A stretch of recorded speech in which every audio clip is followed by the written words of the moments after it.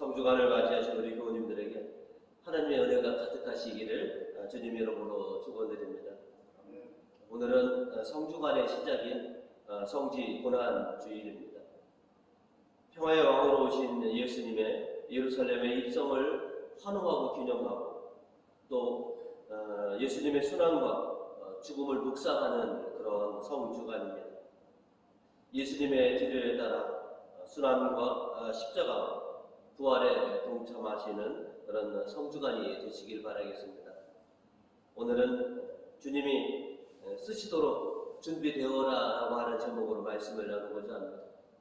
오늘 말씀을 통해서 저희가 첫 번째로 기억해야 될 것은 주님이 쓰시도록 준비되자라고 하는 것입니다.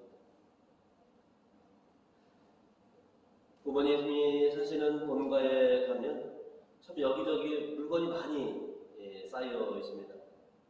어떤 거는 한 번도 사용하지 않으셨던 그런 것들도 아주 그득합니다. 왜 그렇게 잡동사니와 별의별 것들이 다 그렇게 많은가 했더니 언젠가 또 어딘가 다 쓸 데가 있어서 그렇게 남겨주셨다라고 이렇게 말씀을 하시는데, 그런데 부모님의 말씀대로 언젠가 그 잡동사니들을 요긴하게 쓸 때가 있더라고요. 그러면 그때 내가 이러려고 여태까지 저거를 잘 쟁여두고 있었다라고 이렇게 말씀하시곤 했습니다. 그런데 어른들은 아무거나 다 이렇게 쟁여두시는 것이 결코 아니더라는 것이죠. 오래되었다고 다 갖고 계신 것이 아니라 쓸모가 있겠다 싶으신 것만 그렇게 쟁여두셨더라라고 하는 것이죠. 근데 써먹을 데가 없다라고 생각되시는 것은 여지없이 그냥 다 버리시더라고요. 나중에 여기 요긴하게 쓸 데가 있겠다 싶은 것들만 그렇게 쟁여두셨는데요. 그렇게 버리라고 부모님한테 얘기하던 저도 어느 날 보면 이것저것 이렇게 언젠간 쓰겠지라고 쟁여두는 제 모습을 이렇게 보게 됩니다. 언젠간 쓸 수 있을 것 같으니까 미리 대비해 두는 거야, 준비해 두는 거야 라고. 그러다 보니까 삶이 짐이 좀 점점 늘어난 것 같은데, 오늘 예수님께서 입성하실 때 타신 나귀는 우연히 그곳에 있었던가? 주님에게는 결국 우연이란 없으신 것이죠. 오늘 예루살렘 입성을 위해서 예수님이 타고 가시도록 건넌 마을에 하나님께서 미리 준비해 두셨던 거라고 볼 수가 있겠습니다. 왜냐하면 우리 하나님은 야훼일에 준비하시는 하느님이시기 때문에 당신의 아드님께서 예루살렘 입성하실 때 타고 들어가실 나귀를 그렇게 미리 준비하신 줄을 믿습니다. 오늘 11장 3절에서 만일 누가 왜 그러느냐고 묻거든 주님이 쓰신다고 하고 곧 돌려보낼 것이라고 말해야 주님이 쓰시겠답니다. 그렇게 나귀는 주님이 쓰시도록 하나님께서 준비해 주셨습니다. 나귀가 예수님의 사역을 위해서 준비된 것처럼 예수님께서도 당신의 고난을 위해 피땀을 흘리시면서 준비하신 줄 우리가 알고 있습니다. 인간의 몸으로 오신 예수님이시기에 순환과 죽음의 무게를 감당하시기 위해서 당신도 준비가 필요하셨다라고 하는 것을 성경은 우리에게 알려주고 있습니다. 오늘 이사야서는 4절과 5절로 우리에게 이렇게 전해주고 있습니다. 주 야훼께서 나에게 말씀씨를 익혀주시며 고달픈 자를 격려할 줄 알게 다정한 말을 가르쳐 주신다. 아침마다 내 귀를 일깨워 주시어 배우는 마음으로 듣게 하신다. 나를 준비하게 하신다. 이어서 5절에 보시면 주 야훼께서 나의 귀를 열어주신 나는 거역하지도 아니하고 꽁무니를 빼지도 아니한다. 하나님을 위해 준비가 되셨기 때문에 담대히 순환과 죽음을 향해 전진하실 수 있으셨다는 것이죠. 7절입니다. 주 야훼께서 나를 도와주시니 나 조금도 부끄러울 것 없어 차돌처럼 내 얼굴빛 변치 않는다. 나는 수치를 당하지 않을 줄 알고 있다. 준비된 자만이 자신의 인생을 하나님께 맡길 수 있는 것이죠. 자신을 위해서가 아니라 하나님을 위해서 쓰시도록 그렇게 자신을 내어 드릴 수 있는 것은 준비가 되었기 때문에 그렇습니다. 오늘 시편 15절은 나의 앞날을 당신의 손에 맡기오니 악을 쓰는 원수들의 손에서 이 몸을 건져주소서라고 노래했습니다.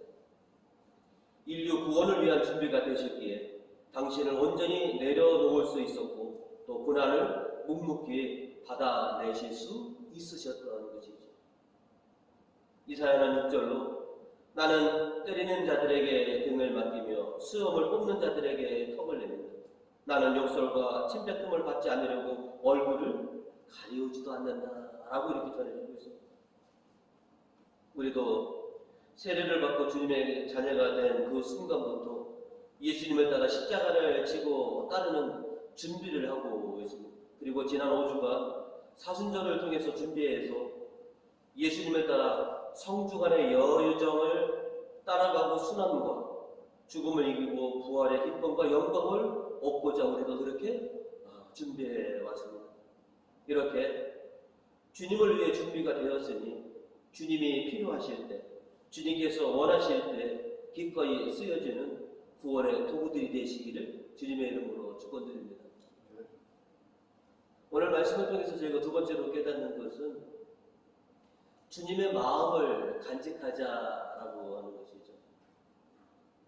사람의 마음은 변한다고 합니다. 변하니까 사람이지 안 변하면 사람이 아니다라고 이렇게 우스개로 얘기도 하는데요. 그래도 변하지 않아야 할 것은 변하면 안 된다는 것이죠. 이 땅에 강생하신 후 예수님의 순종과 희생의 마음은 단 한 번도 변하지 않으셨습니다. 그래서 이 독서는 그 예수님의 순종과 희생의 그 마음을 우리가 배우도록 전해주고 있습니다.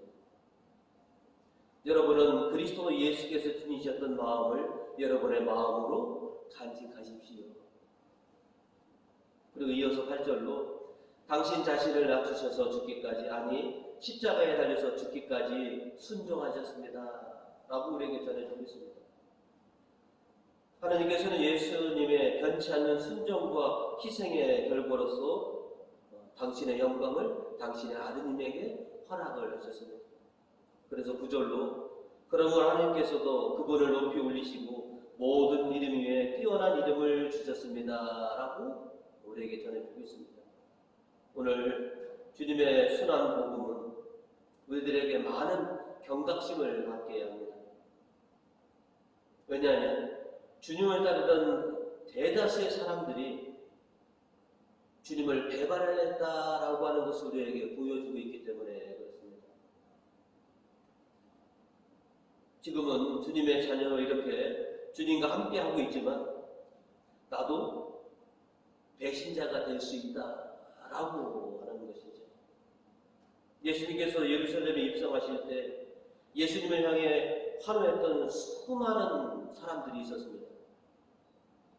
복음 8절로 수많은 사람들이 겉옷을 벗어 길 위에 펴놓았다. 또 어떤 사람들은 들에서 나뭇가지를 꺾어다가 길에 깔았다. 그리고 앞서가는 사람들과 뒤따라오는 사람들이 모두 환성을 올렸다고 했습니다. 이따만 해도 잔치날 같은 그릇이었죠. 이랬던 군중들이 불과 얼마 되지 않아서 돌변을 합니다. 예수님을 버리고 바라바를 택하고 예수님을 향해서는 십자가에 못 박으시오라고 하는 이런 엄청난 외침을 외치고 있었더라는 것이죠. 참으로 군중들은 이렇게 쉽고 빠르게 변절을 했는지도 모르겠어요. 그런데 군중들만 탓할 게 아니더라는 것이죠. 제자들도 마찬가지였습니다. 예수님을 모른다고 외면했던 베드로, 예수님을 팔아넘겼던 유다, 그리고 제 목숨 하나 살자고 예수님을 버리고 다 도망갔던 제자들, 다 주님께 대한 배신의 행위였던 것이죠. 그들은 예수님을 향한 마음을 지키지 못했던 것입니다. 오늘 우리는 옛 백성들이 한 것처럼 성지가지를 들고 순행하며 호산나를 외쳤습니다. 우리는 어떤 메시아, 또 어떤 왕께 환호를 한 것인가? 그리고 예수님께 무엇을 기대하고 있느냐 하는 것이죠. 예수님은 운명하시는 그 순간까지 하나님을 향한 마음과 인류에 대한 변치 않는 마음으로 희생하셨는데, 우리의 마음은 변치 않는 마음으로 주님을 바라보고 있는지 다시 한번 확인해 봐야 합니다. 변치 않는 마음으로 하나님에 대한 순종과 희생을 보이신 예수님을 향해 백부장은 탐복하면서 이렇게 고백했습니다. 예수께서 지켜보고 서 있던 백인 대장이 예수께서 그렇게 소리를 지르고 숨을 거두시는 광경을 보고 이 사람이야말로 정말 하나님의 아들이었구나 하고 말하였습니다. 이동서 11절은 모두가 입을 모아 예수 그리스도가 주님이시라고 찬미하며 하나님 아버지를 찬양하게 되었다라고 우리에게 전해주고 있습니다. 지금 우리는 어떤 마음 또 어떤 기대로 성주간을 시작하고 계시느냐, 또 각자의 십자가를 지고 따르고자 하는 그런 각오가 되어 있느냐. 오늘 지난복음에서 로마 병사들은 키레네 시몬에게 억지로 십자가를 지게 하였습니다. 이것은 누구나가 다 십자가를 지고 가야 한다는 것을 우리에게 가르쳐주는 그런 메시지이기도 합니다. 키레네 시몬이 억지로 예수님의 십자가를 졌을 때 그 무게가 감당할 수 없을 정도로 무거웠을 것입니다. 왜냐하면 강제로 억지로 지는 짐은 더 무겁고 과중하게 느껴지기 때문에 그렇습니다. 그러나 얼마 지나지 않아 십자가의 무게가 줄어드는 것 같은 그런 느낌을 받았습니다. 자의적으로 기쁨으로 짐을 지면 그 짐이 가볍게 느껴진다라고 하는 것처럼 이제 예수님을 향한 마음이 동하자 그동안 짊어지었던 그 십자가의 무게가 가볍게 느껴지게 되는 것이죠.